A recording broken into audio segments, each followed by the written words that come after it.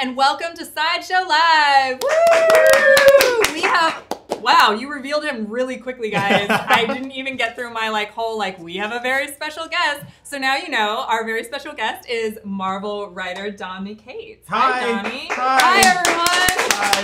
This is so awesome. Hello. So you write for a little place called Marvel. Yeah. Yeah. It's a little startup. Yeah, Indie it's not company. not that well known. No. Most people don't know. We're working on it. Yeah. Yeah. It has potential. We make movies sometimes. Sometimes. Yeah, you might have heard of those. Yeah. Yeah. Yeah, and some of the characters you write, can you remind, characters I don't know, Venom. I write that Venom. He's a symbiote. He's a. Oh my god. This is going off the rails so fast. I gotta go. I write Venom. I write Guardians of the Galaxy, which starts next year. I write. What else do I write? You've written Doctor Strange. I've written Doctor Strange. My comic book boyfriend. Yeah. I wrote Thanos for a while. Yes. I wrote. You know those guys that you guys have never heard of before. Yeah. Little characters. Small characters that are relatively unknown. And my books are known for being very quiet. Yes. Very small think pieces. A lot of conversation. Lots of existential notions of who am I. Yes. Absolutely. So thank you so much for joining us today. This is This awesome. is so cool to have you here. So of course, because we have Donny here, we will be talking about Venom. We have a feature on the Venom Life Size Bust. We have the Punisher premium format figure, and we also have Tom Gilliland in the house. What? Hey, hi Tom.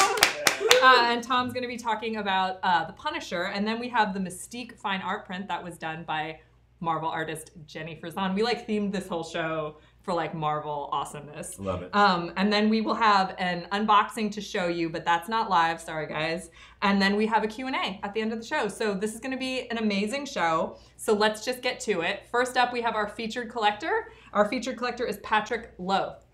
Wow, look at that collection. Who is that in the corner? Oh, that's Daryl in the corner. I was like, oh, Ghost Rider. But no, it's Daryl. Also very cool. But look at that Apocalypse and Deadpool, of course. Awesome. Thank you so much, Patrick, for sharing your collection with us. If you would like to be our next featured collector, head on over to side.show/blog and click the Apply Now button. So we are going to give you a short video break, and when we come back, we'll be talking to Donny Cates about Venom. You're watching Sideshow Live. We'll be right back.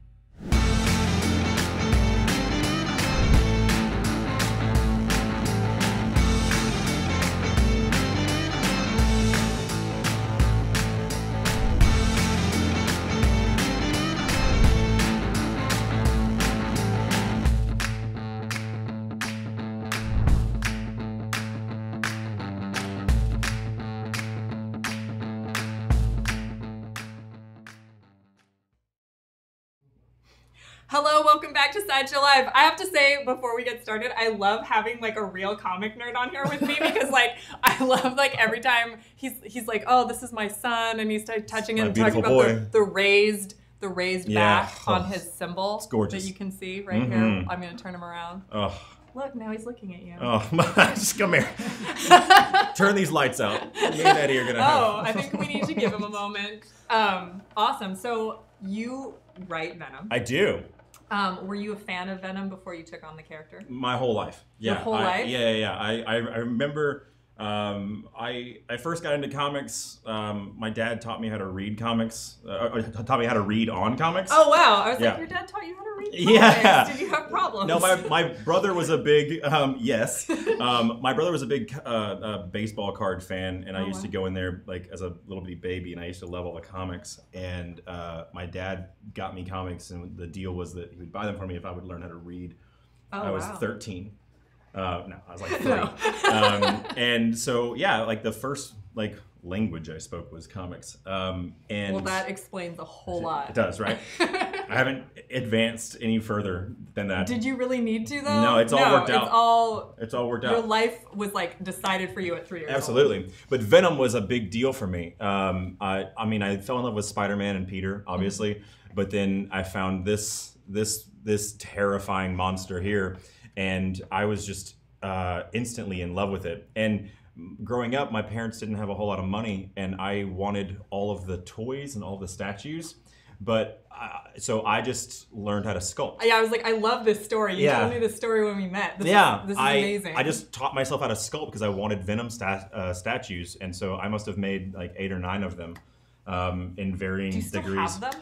No, because I was a bad sculptor, and so like the actual sculpt was actually I got pretty decent, but my armatures were never strong enough, and so they would always collapse on themselves.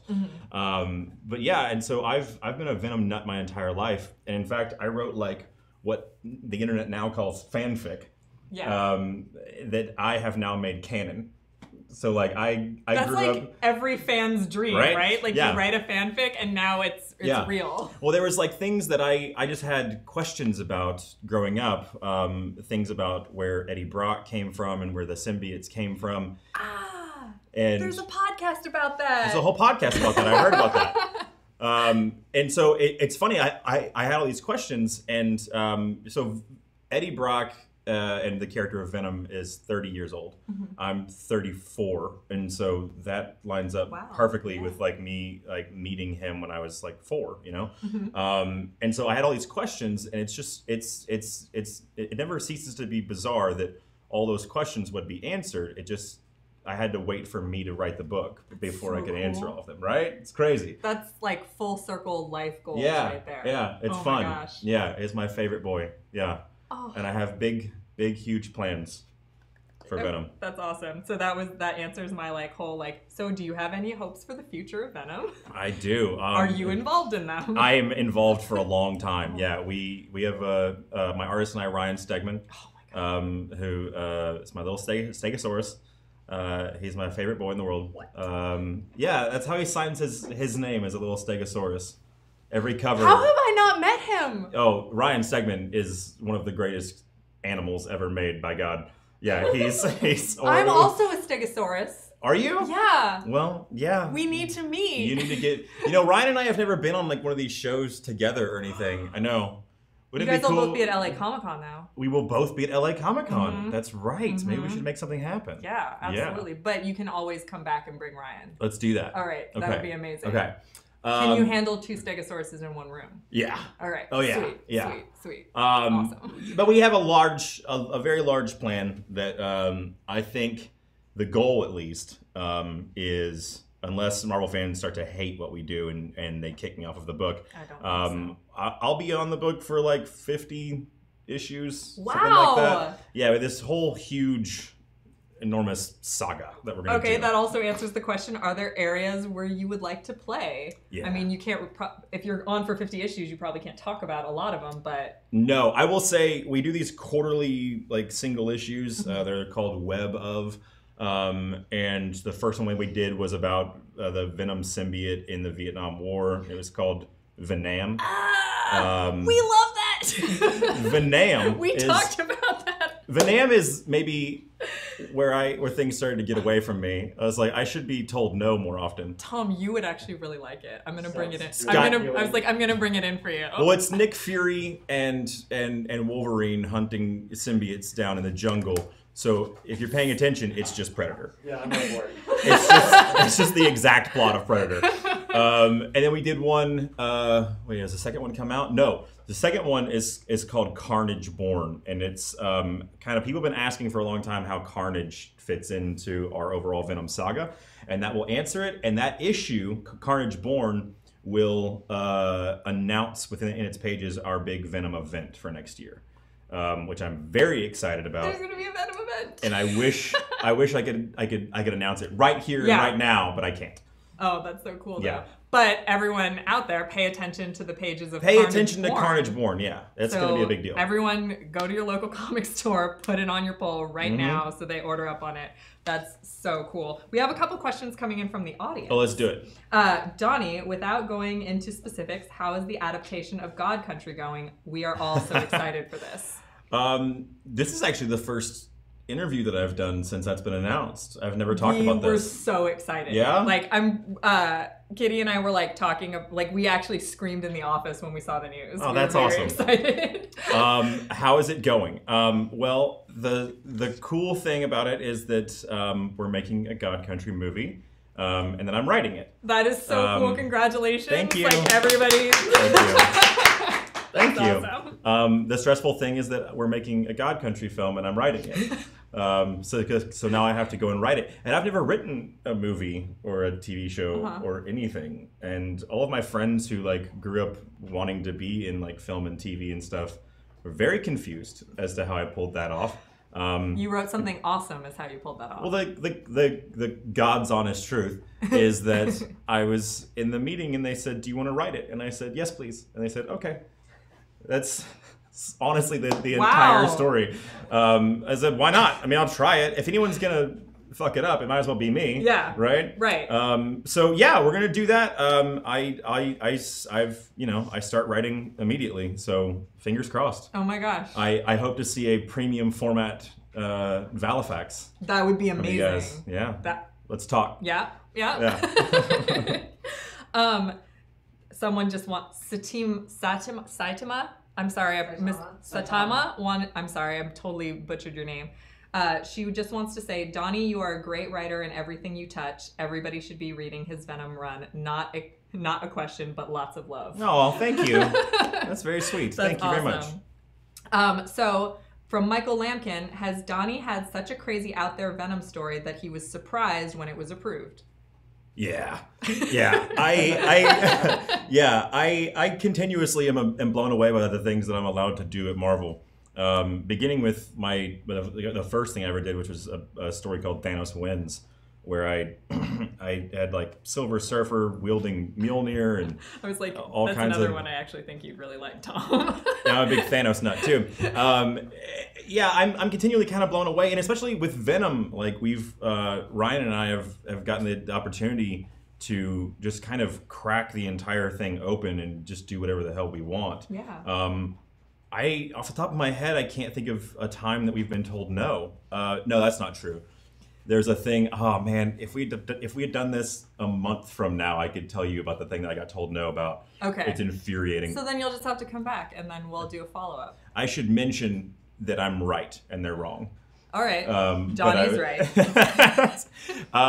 But no, yeah, it's wonderful. The greatest gift about getting the book Venom is that the character is 30 years old, but there's so much room. There's so much room that hasn't been explored with both the lore of the symbiote, but also with Eddie Brock especially.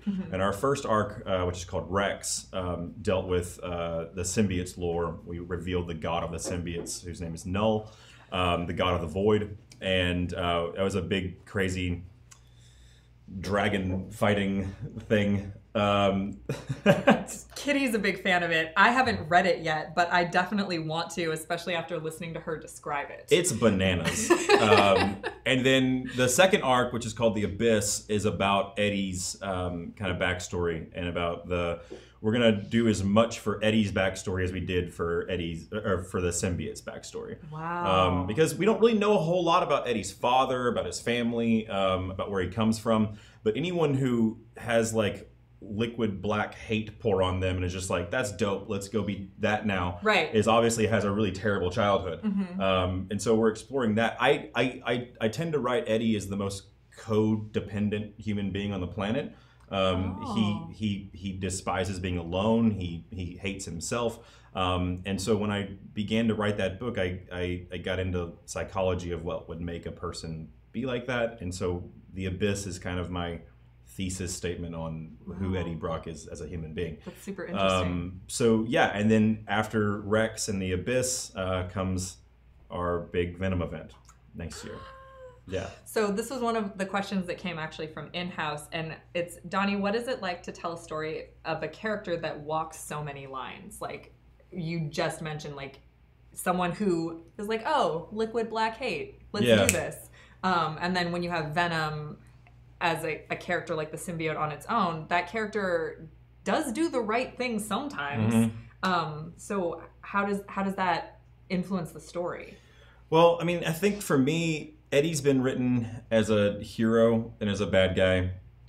For me, Eddie's just a guy who, you know, I think, actually, I'm going to quote Ryan Stegman here. Ryan said that, you know, Peter Parker is beset upon by all sides, but Peter's ultimately a good dude, you know?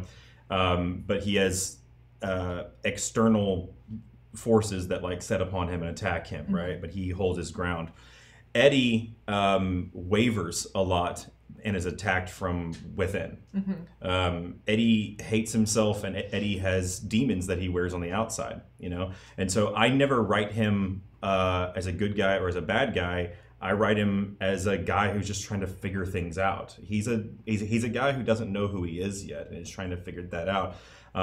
It is my greatest hope that by the end of my run on this book, Eddie will figure out who he is. That's kind of the full arc of the book, is that he will learn to be with his shadow, but also love himself. Yeah. And so it's a constant struggle of Eddie trying to do the right thing, but he's a dangerous fuck up, you know? Yeah. Eddie has a lot of struggles and a lot of demons. Wow. Wow. I like him a lot. That's awesome. Well, you know, Eddie and Venom, the character works best, in my opinion, when it's a metaphor for addiction. Yeah. The symbiote is this shadow that tells him that he's great and tells him that he's amazing and makes him feel like he's powerful and strong, but ultimately ends up hurting him and alienating him from the people that he loves. Yeah. Which is just addiction. Yeah. You know, and I'm 5 years sober, and so it's the perfect character for me to write because I loved your Doctor Strange one. Thank you so much. It's so sad. It's so sad, but it was like, to me, it was Doctor Strange like classic. But I didn't even think of it as like being sad. I just thought of it as being true. I just wrote it as Doctor Strange's midlife crisis. Oh. Yeah. Yeah. He became a veterinarian. Yeah. He got into a fight over a girl. Fair. He's dyeing his hair. He is dyeing his hair. You know why I did that? I had a scene later on in my run where he's dyeing the gray out of his temples, and it's only because at the beginning of my run we forgot to put the gray in his hair. Oh. And I noticed it like 7 issues into my run. I was like, oh shit. I didn't even His temples are supposed to be gray, and so I was like, well, I gotta fix that. And I was like, well, it's his midlife crisis. I'll just have a scene of him dyeing the gray out of his hair. That makes complete sense. Now I want to do a reread with that in mind. Yeah. I'm going to do that since I have it all. We have a lot more questions from the audience. Donny, what are your tattoos? What are my tattoos? My tattoos are all from books that I've written. There's Valifax from God Country. There's that guy. This is the truck from Ghost Fleet. This is Zerk from A Tomahawk. That's the Cosmic Ghost Rider right there. What the hell else do I have? That's from a book I did called Reactor. This is the Dark Horse logo from when I got my first book. There's Venom. Awesome. Right there. And then I have this. Oh, nice! I actually don't have a Strange you're gonna tattoo. Need one. I know, I gotta get it. So now I'm completing his set right now. Yes. Yeah. Yes. All right. I need a Guardians one, and I need there's a thing that's gonna go here that I've cleared off space for my next big book that I can't talk about. Yeah. Cool. For Donny, as someone who doesn't know about Venom, this is from Alejandro. Okay. For someone who doesn't know much about Venom, where would you recommend that I start reading Venom? Oh, I mean, I can be a dick and say mine, but no, I mean, you should read Donny's Venom. I mean, you could read Lethal Protector, which is great. I mean, it is the Venom run, right? But you should go back further than that and read Amazing Spider-Man number 300 and the preceding issues that lead up to that. Yes. You could go back even further than that and read Secret Wars number 8.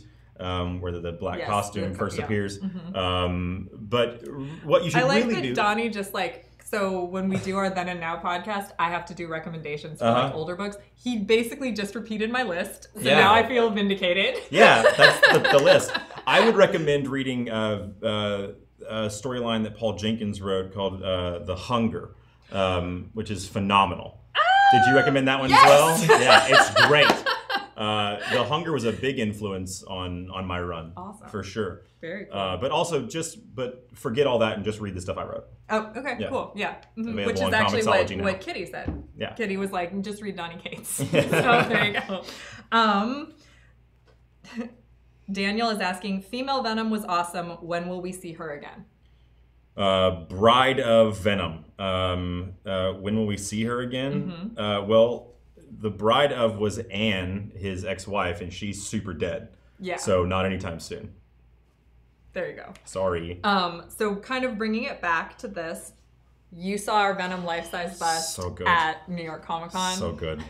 I have a visceral reaction to it. He does. He came in the room and like we can all vouch for this, and he was like, "My son, my son, my beautiful boy," and ran right up to it. My God.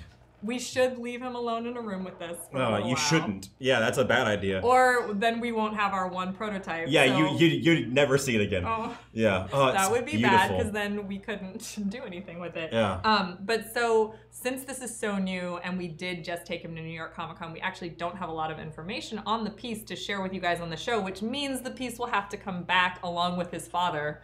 Obviously. I'm his stepfather. Stepfather, correct. David and Todd are his fathers. True. Yeah. True. So if you would like to RSVP for more information on this Venom Life Size Bust, head on over to side.show/Venom. Side.show/Venom. We have a short video break for you, and when we come back, we have Tom with the Punisher, and obviously still Donnie. But you're watching Sideshow Live. We'll be right back.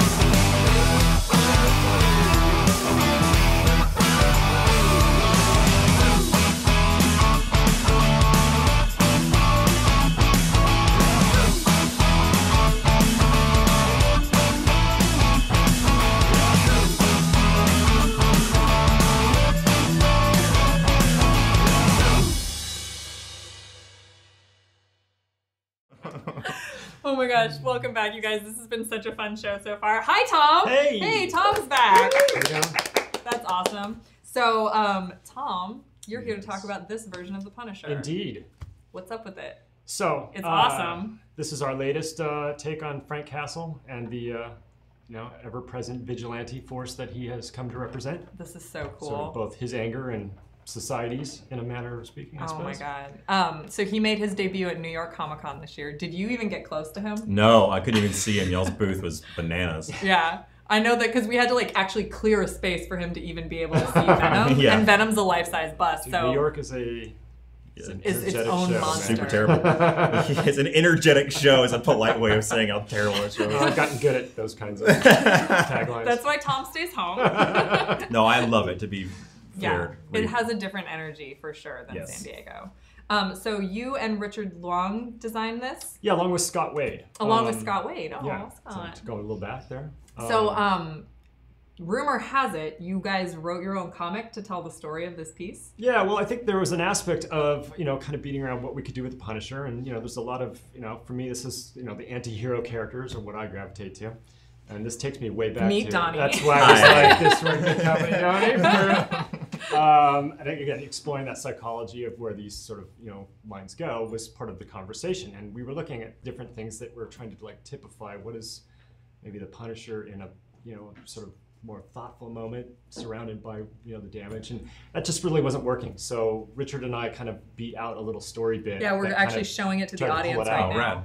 Yeah. So you got to see that, the Punisher, the idea being that, he's gone in to take care of another, cluster of bad guys, has spent all of his bullets and, kind of being out of bubble gum at that point, realizes that the only thing in the room that seems to have the right tool for the job kick is the good old classic American baseball bat. So, and I think when we got to that point, we were thinking about the aspect of like, there's a personal touch to Frank Castle's approach to this stuff. It's very deeply ingrained in his own scars and demons or whatnot. Absolutely. So the idea of, well, we could do all this gun stuff and everything else, but it feels like it's been done. So let's take it back to something that feels really, kind of brutal and really personal. And you guys... And so the little comic kind of takes it out as Yeah. he's like walking up with a sort of sense of like, all right, now batting the Punisher. I love that. Now batting the Punisher. And that became the tag for the whole project at that point. So. I love the details that have been put into this particular figure, including the fact that if you look closely at the baseball bat, let's see if you can get it. Oh, I'm turning it the wrong way. It's like split. So like to me, it just makes me think of how hard you're hitting he's home been, runs, man. Yeah, how hard he's been hitting these people, or whatever. But like it's split. Can you even see it? Yeah, it's. I mean, I'm trying to see if you can see it on camera, but the bat has split. There's like, stuff on it. Little red range paint. indication. Red paint. My favorite part is that it looks like maybe the Kingpin had a bad day. It's definitely one of the Kingpin's, secret spots. That, the Punisher has crashed the party at. That was one of my favorite reactions at New York Comic Con, was watching people like notice all these other things, like notice the smoke coming out of the gun that's in the form of the... Oh, which, that, another one of my favorite pieces to this. And I don't know how many times we've had arguments back and forth in the house about doing stuff like that. And they're always like, Tom, you can't put a skull in everything. Oh, dude, there's a skull to like, smoke. No, what? Can. Dude, I didn't even notice that. That's so sick. Yeah, so people would notice that, and then they would come down and they'd be like, oh shit, the Kingpin! That's Kingpin's wicked. here! Yeah.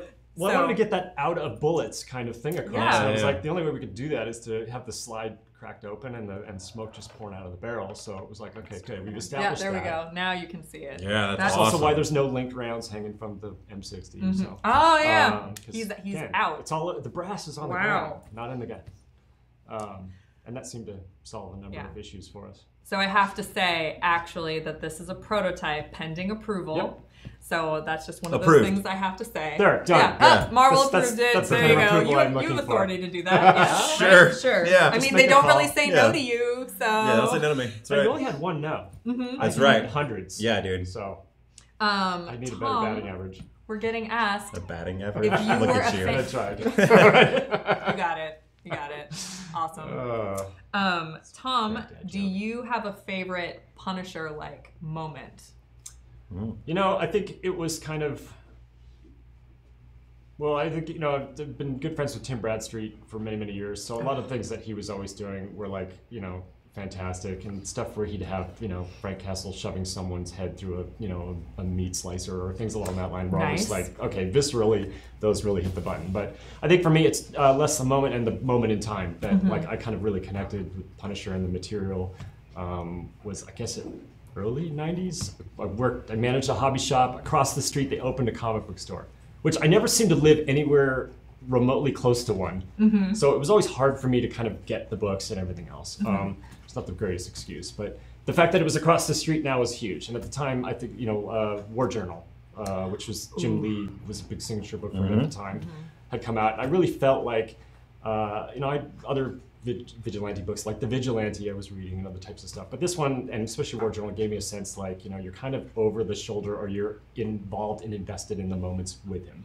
And I think that took a more interesting take to just, you know, I'm gonna blow away every bad guy without mercy. I mean, it got a little bit into his head, a little bit into his Vietnam past, and a lot of other things. And there was a kind of, you know, it felt like you were like a voyeur into his world and a little less than just an observer on the carnage he was, you know, cascading. And I think that gave it more context. Yeah. And so that stuck with me. That gave me a lot more a sense of like, hey, these anti-heroes are generally, they have a big front-facing kind of, you know, punch, whatever it may be. In this case, usually blazing barrels. But you know, when you get back behind that, and certainly you know this language incredibly well, you know, there's a lot of layering that goes into that. You know, I mean, especially as the Punisher moves and Frank Castle moves from his own personal, you know, fulfillment of his revenge, and starts to become a force for those who can't get that. And, you know, I think that keeps propelling them forward. Awesome. So it was that point in time, and that kind of art style that at the time was a little new and different really kind of stuck with me. And I also, you know, I'm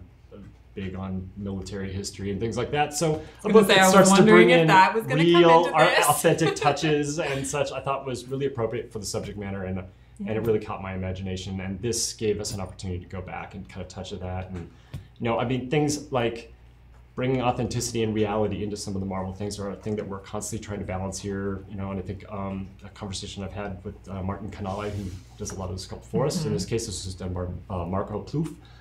It did an incredible job. But one of the things that we were beating back and forth was, you know, Frank Castle isn't superhero comic proportioned enough. Right. And Marco, you know, God bless him, kept moving with us as we kept going, no, we gotta, you know, pump him up more. And I think, you know, we got to this end result, which I think really speaks well of where we were started with the design idea and where Marco took the sculpture. All the details that you see on here are just immaculately worked out. He definitely knew the hardware just as well as those of us on the inside did. But it was that sense of like getting that giant, robust, almost impossible physique that, you know, really just says, you know, especially when you're talking batter up, you know, the kind of power that's going to be coming behind that. So absolutely, he's a cute butt too. Yeah, he's quite a specimen. Yeah. Look at that butt. Look at that. Nice. Sorry, I didn't mean to undercut your profound statements. It's the angle that I'm at.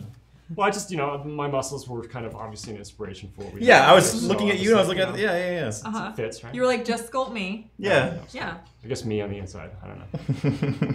Definitely not the outside. We're getting asked, Donnie, what do you think would happen if Venom bonded with Frank Castle? Nothing good. It'd be real bad. Yeah, they'd probably get along real well, actually. I feel like there wouldn't even be like a struggle, like a back and forth. It'd just be like, yeah, we should do that. Well, I mean, as Venom trying to figure out who he is, yeah, it's certainly a bit of a mirror to look into. That's true. That's true. Not sure he wants to see what looks back, but... Someone's Force of Light is asking, Tom, do you have a signature feature that you could add to every piece that you work on? And I'm like, the skull. Yeah, that's that sort of, that whether it's the skull or other things, but things in smoke, like things skull. Like that are, so like and Freddy the Magic. Lost and found of it, stuff like that. I always like the Freddy Krueger, like the exclusive that had the, that also had a skull. Yep. Well, so there is that beat that I hit regularly, but as the staff will affirm. But I think, you know, any place we can look for little touches like that, I think that those are fun. I think the aspect of alluding to other characters in pieces, again, with the, you know, the Kingpin's sort of signature cane broken, like his power's a little bit busted in this event, sort of sends a little extra context to what you're doing. And I think that stuff's fun. It makes it a little less that the character's just sort of an iconic statement of his own, just standing there as though they were in a wax museum. Yeah, I think it brings in a little bit of that narrative, which, you know, again, when we pursued the design and we knocked out 2 pieces of comic panel art, it was to kind of like, let's just use this as a means to kind of get our head around where we're going with what is otherwise a somewhat subtle pose, but with that kind of imagery and that scene kind of cascading through our heads, it was like, all right, now all these little touches, the roll to the shoulder and that sort of swagger of like, okay, I may be out of bullets, but I am hardly out of options, awesome. You know, kind of thing. I like that. So that to me is like, that's what this piece is. I may be out of bullets, but I'm hardly out of options. That's it right there. There you go. So again, this is a prototype. It is pending approval, so there could be slight alterations in production, but hopefully not. Yeah, Tom's like, no. and he's the creative director, so Tom says no. No, thank you. Right part you mentioned earlier. Yeah. No, I'm right. It might change, but I'm right. We both sing that song. Yeah. Sure, It's like you guys were meant to be on the show together. Yeah. So if you guys would like more information on this amazing piece, head on over to side.show/thepunisher. That's side.show/thepunisher. We have a short video break, and when we come back, we have a feature on the Mystique Fine Art Print. You're watching Sideshow Live. We'll be right back.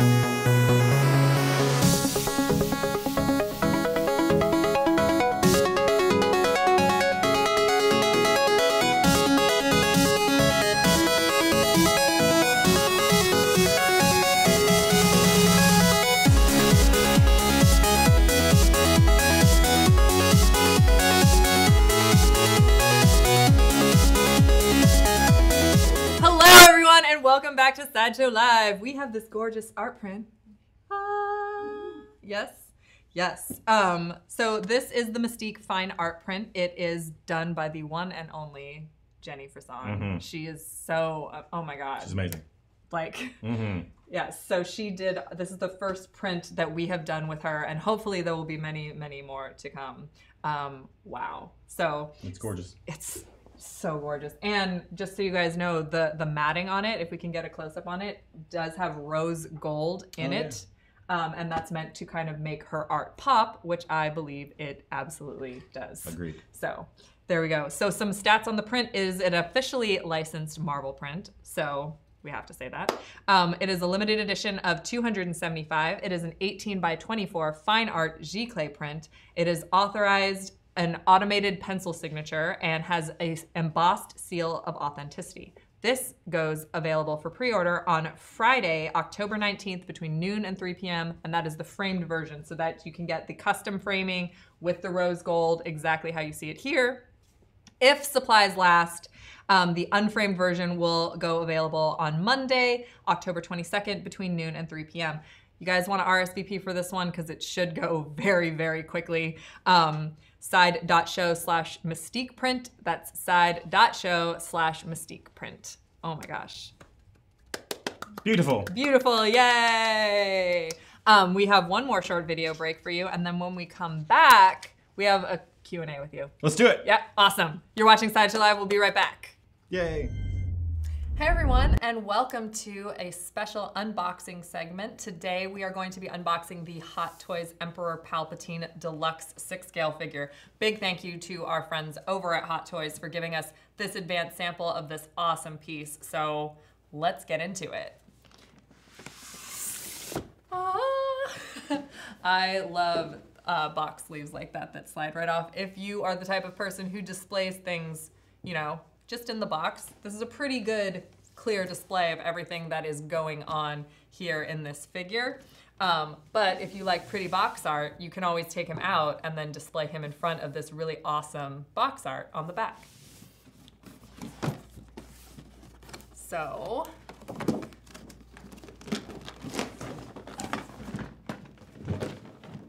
this is a pretty big piece. It is, after all, a deluxe 6-scale figure. So sometimes you might need a friend to help you, but we managed to get him out by himself. All Hot Toys come with a instructions thing on the bottom, and they will tell you range of motion, things like that, anything you need to know in order to make it easier to display your 6-scale figure. Okay, so this comes in layers. So let's get this with Palpatine on it now. Like, he's gonna stay right here for now. So we're gonna unbox first this throne that he is in. This is crazy cool.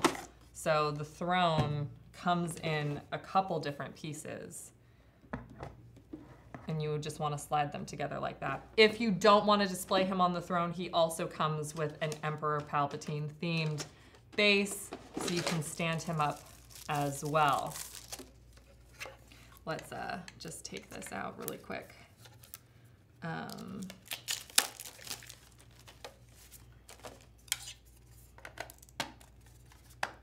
Just in case.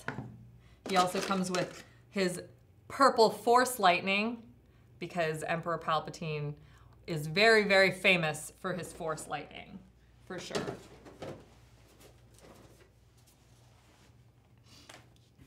Now, to get to the man himself, Emperor Palpatine.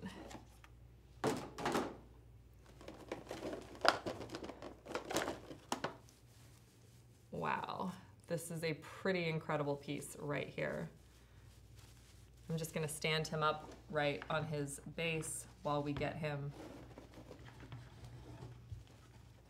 into, there we go, while I show you some of his other accessories that he comes with.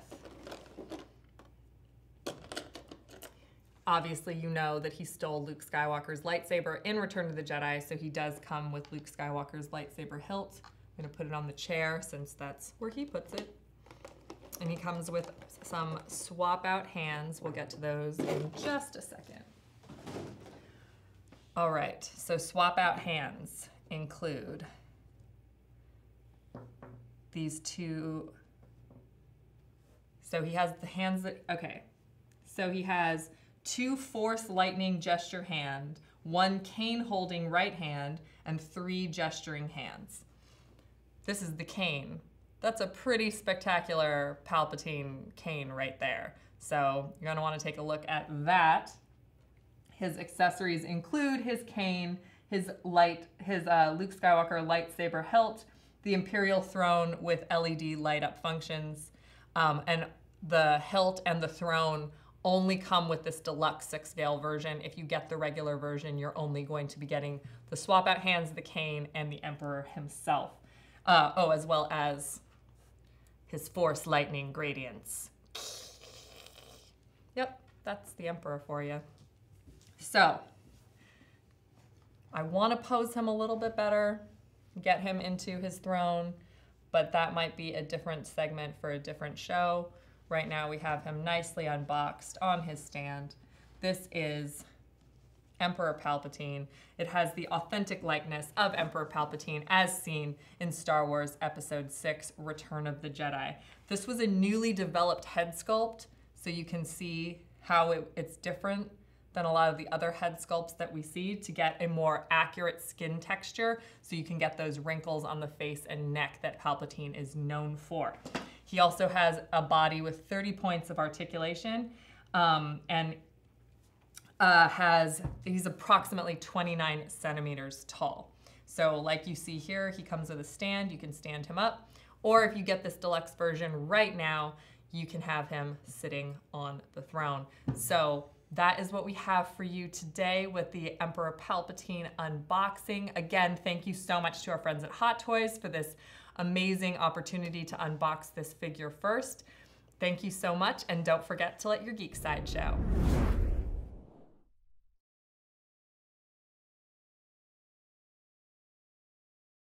Okay, fair. Hi, welcome back to Sideshow Live. Hi. It's awesome to have like nerds and nerds and nerds like all just being nerds. Like this Being is nerds. Yep, it's awesome. So we have a Q&A, so be sure to ask a bunch of questions. We have heard that the Facebook group, we have a new Sideshow Facebook group, and they're all watching the live show together for the first time. So awesome. Shout out to everyone who's watching in our Sideshow Facebook Thank you guys. group. Yay. You guys are awesome. Thank you so much for watching. And if you want to hang out in the official Sideshow Facebook group, just go to our Facebook page and it's pinned to the top and you can just ask to join. You might want to join it for spooktacular purposes next week because it's probably a good idea for you to go request. Yeah? Yeah. So, wow, we already have questions coming in. Alex wants to know, Donny, if you could Venomize a non-Marvel character, who would it be? Oh, dude, that's a good question. A non-Marvel character. Man, I feel like the Joker would be a lot of fun. Oh, God. But I suppose at that point I've just kind of like reverse engineered Carnage. Oh, yeah. Because that's just Carnage. Right. Cletus Cassidy's design in the comics was supposed to look like the Joker. He was designed to look like he's just the Joker with red hair. I didn't know that. Interesting. Yeah. But yeah, that'd be fun. Okay. Okay. Yeah. Not a Predator? Well, I was about to say the Predator! That'd be so sweet. Venom Predator, dude, that'd be so tight. That's a good idea. Yeah. Okay. Wow, so many questions are coming in. Are they inappropriate? I mean, are we allowed to ask inappropriate? Let's do it, yeah. No, it's Donny, do you have any new books out today for New Comic Book Day?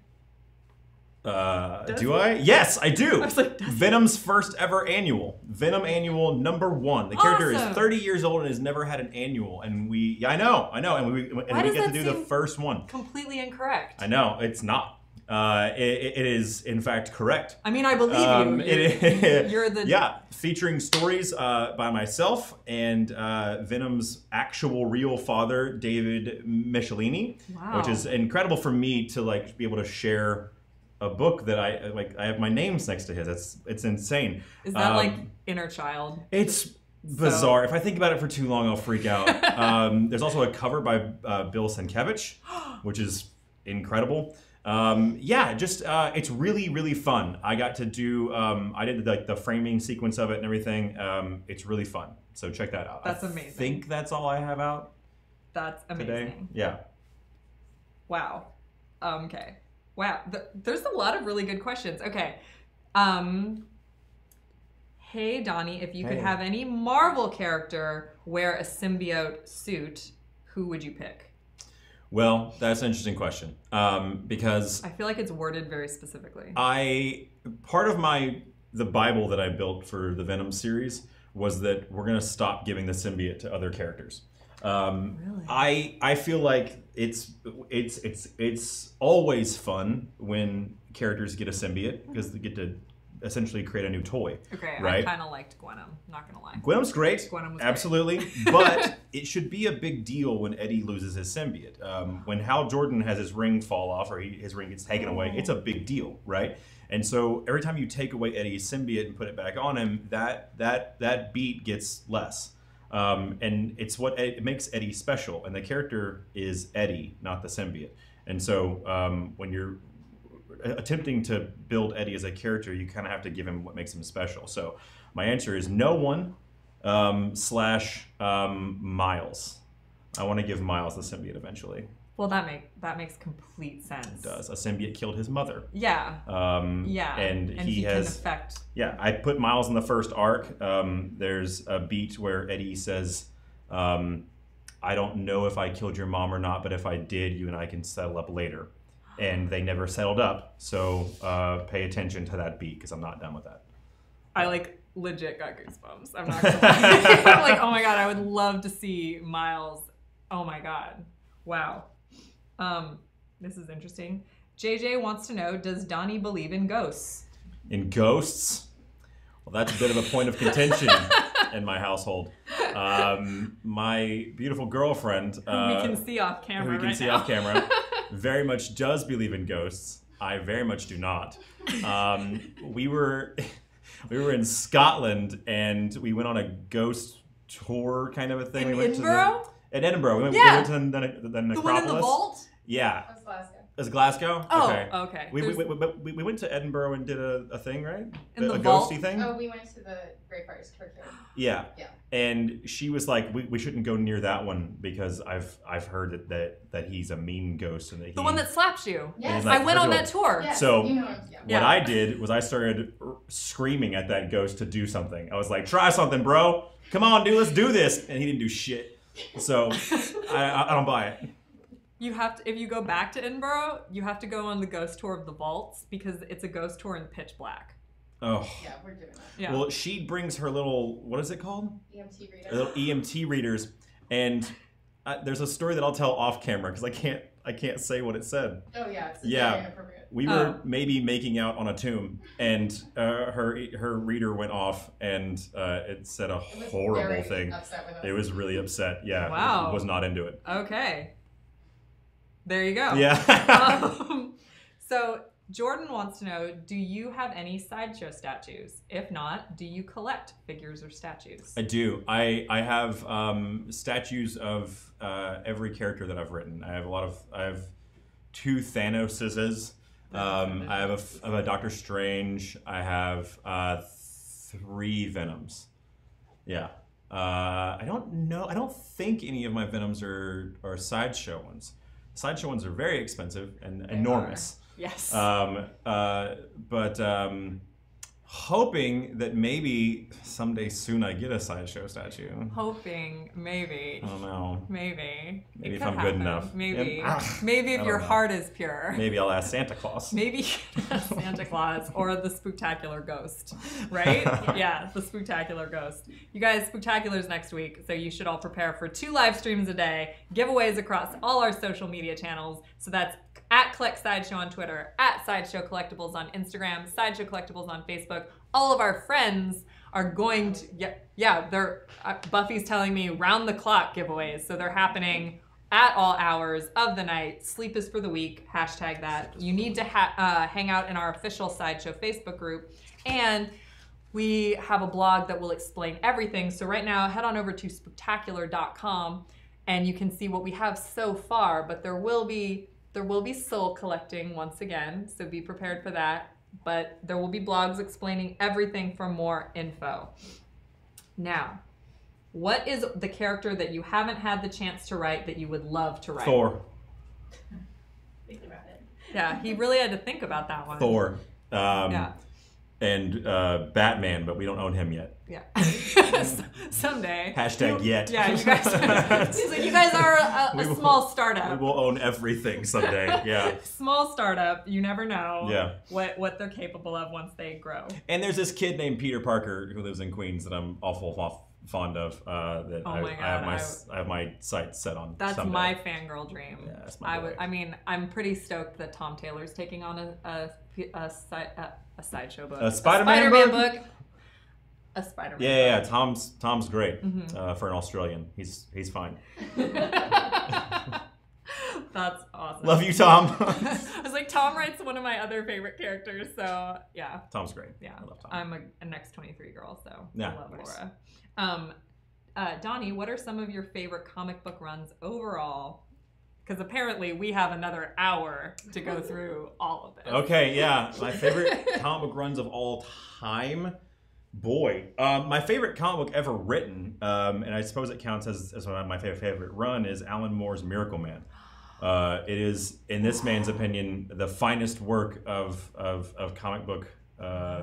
It's just staggering how good it is, and I own it in every single printing that it's. I own all the single issues. I own all the original trades. I own all the new trades.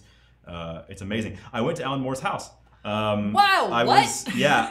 My first time overseas to the UK, I was in Bedford, England, and I got picked up at the airport by my handler, the guys who ran the comic book shop, and I was with Jeff Shaw, who I did God Country with and Thanos Wins with, and they picked us up in the car, and they said, what is the name of the town that Alan Moore is in? Whatever the hell it's Hampshire or something. One of them names. The Middle Earth names. One of the Middle Earth names. They were like, this town is just like 10 minutes that way. And I was like, what's that town? I don't know what that means. And they're like, Alan Moore lives over there. And I was like, okay, let's go. And they were like, wait, what? You want to go? And I was like, yeah, why wouldn't we go? I was like, I don't know when I'll ever be over here again. Right. Let's just go. And so they took me. And they were like, well, what are you going to do? And I was like, I don't know. I just want to see his house. And so my honest to God plan was to just take cool pictures of like on his front steps, because the whole street is just like regular kind of brown stony looking. There's like stone and brown. Stony and brown. Yeah, stony and brown. Stones. But Alan Moore's place is painted bright purple with gold snakes all over it. And so they were like, it'll be easy to find Alan's house. It's the one that looks like a sorcerer lives there. Oh my God! Yeah, it's awesome. There's like carved wood. His door has like snakes and stuff in it. And so we went and took pictures on his front steps. And then right before Jeff and I were going to leave, I kind of looked back and I was like, fuck it. And I knocked on his door and he opened the door. Alan was there. What is that story? Yeah, Alan Moore was there and he came out. He never asked us why we were there. He never asked us how we knew where he lived. He came out, he opened the door and he was like, hello. And I was like, hi, my name's Donny Cates and this is my friend Jeff and we make comics. And he was like, oh, delightful. He like came outside. He was the most warm and like sincere human being I've ever met in my life. And I talked to him about Miracle Man and all kinds of things. We got a picture together and you can find it on my Twitter, @DonCates. I'm totally gonna go look for that now. Yeah, it was rad. Wow. Yeah. So does that answer your question about what comics I like to read? Yeah. Okay, well, this is a really strange follow-up question, considering the story you just told. Danella wants to know, what is your most embarrassing fanboy experience? Oh, God. For the most part, I'm pretty calm around most of my idols. You knocked on Alan Moore's door like it was nothing. Yeah. So. But like when I was coming up in the industry, I for the most part found myself to be calm around like people that I looked up to, like Hickman and Bendis, guys that I look up to a lot. But the one guy that I would always find myself speechless around was Jason Aaron, who is my favorite writer on planet Earth. And who's been here before. He's the most lovely human being on the planet. But I would always just get really tongue-tied and like I would always be like the Chris Farley show. I'd be like, do you remember in Southern Bastards when it's awesome. You're so good. But I think one of the most, not to like get too like mushy and sincere or anything, but like, my job is rad. I have like the coolest job on the planet, but the coolest thing about my job is that, I hope he doesn't watch this. He might. He might. The coolest thing about my job is that I can now sincerely call Jason Aaron one of my best friends. And we talk all the time. He might contest the term best friend. But on my end, he's one of my best friends. But no, it's really cool. I mean, to be alive at a time where I can call Jason Aaron and ask him questions and like get his advice on stories and stuff is legitimately one of the coolest things about my job. Yeah, it's so cool. Well, yeah. We also love Jason here too, so good. It was very difficult not to like fangirl ourselves. Speaking or fanboy. of the greatest runs of all time, Jason Aaron's Thor run is we will all be telling our children that we bought that run off of the racks. Oh as yeah, it came out. I mean, it's in the history of that character. It will be Simonson and Aaron. Oh yeah, yeah, it's incredible. Absolutely. Oh my gosh, completely agree. Like, Yeah. hands down, completely agree. Wow. So, yeah, I don't even want to like do a follow-up question to that. This might Let's be do like one more. One more. Let's do Okay, one one more. One more is, Donnie, are you a fan of the X-Men, and who is your favorite mutant? That's a bad question. You should have I know, right? Am I a fan of the X-Men? Yeah, of course I'm a fan of the X-Men. Totally. My favorite X-Man. Or woman. Or woman, yeah. Mm-hmm. I like Maggot a lot. Is that a popular? I'm sure everyone always says Maggot. No, my favorite is, so we had a discussion in our office, and this is why I'm like Donnie, you and Megan can just like come hang in our office anytime because you fit right in. We had like a discussion like, who has the worst mutant power, and what would the worst mutant power be? Like, Kitty was very much like, no, it's the guy who can explode once and only once. And then everyone was like, Maggot. So it's hilarious that you picked Maggot as your favorite. Maggot's great. So yeah. Well, I will say a close follow-up is Gambit, but not for any reason. I'm gonna tell him. So this is I'm gonna tell him this. So I was an intern at Marvel in like 2010, and when you're an intern, it's equal parts being incredibly busy and overworked, and also bored out of your mind sometimes. When they don't have work for you, you can't go anywhere, and so but you're not useful in any capacity whatsoever. So we just started this game where it came up in a conversation one day that we thought that Gambit would be, as a character, improved by 1,000% if he said his name every time he threw something. If he was like, Gambit, right? And so we started just doing that around the offices. So we like, can I have these? Yeah, of course. So we would just walk around, and it evolved. We would like get like playing cards, and we'd be like, Gambit, right? And it just evolved into this thing that it just got massively out of hand. It came to a head. We were told to stop officially by Tom Brevoort because my buddy got a ream of printer paper, and I was coming out of Brevoort's office, and he threw an entire ream of paper at me and went, Gambit! And then I left because I was mortified, and I came back like 10 minutes afterwards, and he was just on the floor going like, cleaning it all up. And so, to this day, you should also try it at home. Try just screaming the word Gambit. You just gave us a new game to play in the office. My claim to fame is that I gambited it into the Grand Canyon. Now, that might sound a lot like I littered into a national monument, but that's not true. That playing card was there when I got there. It was already on the ground. But there is a video of me gambiting into the Grand Canyon. Oh Maybe God. I'll put it up on Twitter. You should, after this. as a follow-up. Yeah, but sincerely, anytime you get a chance, just pick some shit up and throw it and scream Gambit. You'll feel good about yourself. You just gave us a new game. Yeah. Gambit. Gambit. Until we get banned. Yeah, I was like, until we knock over a prototype that only exists with one. That's gonna and happen, then- dude. You can't Gambit once without it getting out of control. It's never gone well, So it's ever. one of those things we can't start, like, don't start Don't the Gambit start unless you're Gambit. planning Yeah. on finishing it. You goddamn right. Yeah. Basically, everyone says, don't ask Donnie any more questions, just let him tell stories forever. Ah, man. Yeah. I wish that we had more time. I'd tell my John Wick stories so people will stop asking me. I met John Wick's horse, kind of, and I got a whole thing Yeah, about you actually need to tell this story. Okay, And this is can I in please closing. tell this story in closing? In closing. I have to tell this story because here's the thing. I messed up because I told people on Twitter to come and ask me about this story. But so this is official. I'm never telling this story ever again. This is the last time I'm ever telling this Exclusive story. last story. Okay. Yeah. So, for reasons that I can't really talk about, like not a long time ago, like a year ago, I had a meeting with Keanu Reeves for a project that never happened, but it was lovely meeting, and he's a great dude, and we got along like a house on fire, except for the last like 60 seconds that we were together. Okay.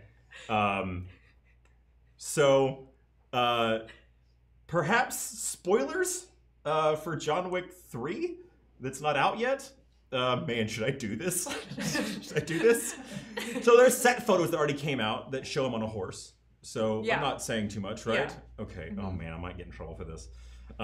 Set photos on a horse. We're gonna go. Okay, With, yeah. so those exist. We've seen I'm them. waiting for my car and Keanu comes out, and he's standing with me, and we're outside. And I say, so hey, you told me that you're about to go film something. What are you filming? And he said, well, I'm gonna go film John Wick 3. And I was like, oh, word, John Wick 3. And so I was like, man, are you doing a lot of training right now? Because I saw that video of you doing like the gun training and everything. And he was like, yeah, I actually right now I'm doing a lot of horse training.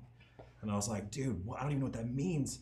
And he was like, well, have you seen John Wick 2? And I was like, yeah, absolutely. He's like, well, you know, at the end of John Wick 2, John is in Central Park and he's surrounded by assassins. And I was like, yeah, totally. And he's like, well, in John Wick 3, I can't do it without doing his voice. He's like, well, in John Wick 3, John steals a horse. And we found a horse that can punch. And so here's pause in this story. The thing you have to understand about Keanu Reeves is he's an incredibly energetic human being, and he acts out everything. So like when he was telling the stories about like the thing that he wanted me to write for him and everything, he would like stand up in the room and do karates. He would be like, so, ha, ha, ha, ha. And like I had to have freaked out because Neo was doing karate for me. Some of the Sideshow staff went to his training facility at one point, and it like he does it ripped and he's crazy. He's super into it's awesome. Like he's and I don't so wanna, cool. I don't want any of this story to ever sound like I'm making fun of him. No, because he's the greatest human being who's ever lived. So amazing. So he acts everything out, and so I was like, so he said that they found a horse that can punch. This is exactly how he did it. And I was like, man, I don't know what that means, Keanu. And he was like, well, you know how a horse can kick? And I was like, yeah, absolutely. And he was like, well, the assassins are coming at John, and John is shooting, and John is punching, and John is kicking, and the horse is kicking, but the horse is also punching. And I was like, man, that's crazy, Keanu. That's a crazy thing you said out loud. And I was like, I don't know what that means, homie. And then so me trying to be funny, I made this joke. I said, man, I bet John Wick's gonna be so pissed off when they kill that horse, right? To which a horrific silence fell over me and Keanu. And he looked at me and he goes, why would they kill the horse? And I was like, well, because there's assassins everywhere, man. They're shooting at him and shit, you know? And he just looked at me like I was like a Martian. He looked at me and he goes, but they're not trying to kill the horse, Donny. They're trying to kill John Wick. And that's how my meeting with Keanu ended. On that like super awkward note. I was like, okay, man, sorry. Oh my God. That's the end. And so when those set pictures came out of him on a horse, I was like, I fucking know that horse. I know that horse. That horse can punch. So I guess spoiler alert for John Wick 3, that horse punches. Wow. Yeah. I feel like I shouldn't even do my normal wrap-up that I do. I should just end the show right here, right now with that. Just like horse punch. Gambit and horse punch. Gambit. We should gambit while horse punching. Yes. And that's the show. Yeah.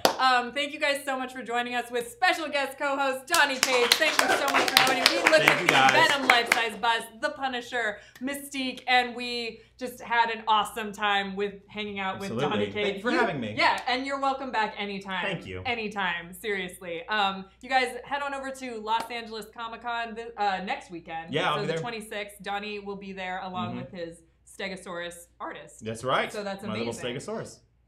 And also Megan will be there as well. That's right. Yeah, so Megan's special guest of LA Comic-Con as well. Head on over to Spooktacular.com and see what we have cooking for Spooktacular. It starts 1 week from today. 1 week from today, October 24th. Again, this has been an awesome show. Thank you guys so much for watching. Don't forget to let your geek side show. Thank you.